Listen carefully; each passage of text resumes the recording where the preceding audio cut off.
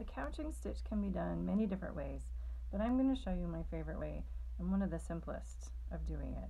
Now, couching is a way that you can add texture to your stitching and draw in a very different way. It's a really great way of making cursive letters. We're going to start out with a piece of yarn that needs to be as long as however you want your design to be. You can either put it on a needle and bring it up from the back of the fabric so that it's actually coming up and out of the fabric, or you can just lay it right on top. Now for the first couple of stitches here, I'm just going to show you how to do a straight line. And basically the couching stitch uses embroidery thread and a needle to anchor this yarn in place to maintain whatever shape we want the yarn to have. So what we're going to do is come up from the back with our needle and thread, and we're going to make a stitch that hops right over this yarn to hold it in place. And we would keep going.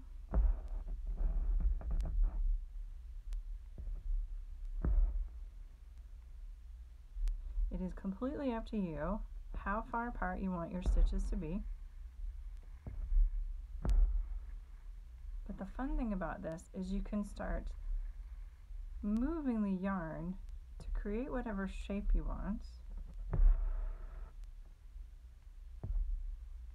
and your embroidery stitches are holding the yarn in the shape that you want.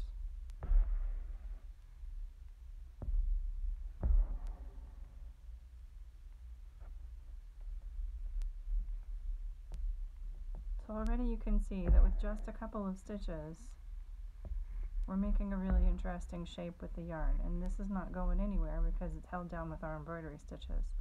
Now you can cover the base material with however many stitches you want.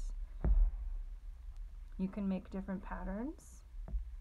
So if we have 3 stitches here and then an inch away we have 2 stitches and then 1. Again, this is a really great way of being a designer and making this your very own. You can cover the yarn completely with your stitches. This is really nice if you're using a variegated thread as you move along the length of the yarn. It's a way to make texture. Maybe you don't care about what color yarn you're using or it doesn't match your project, and you can cover up the entire length of the yarn with stitching and it makes a really neat raised effect. So I'm going to show you briefly one of our recent projects at the Stitchery online classroom, and this is the Doodle Bunny, and it's a doodle bunny because we decorated the body with all sorts of stitch doodles. And this is a great example of some couching, and it was done with variegated thread.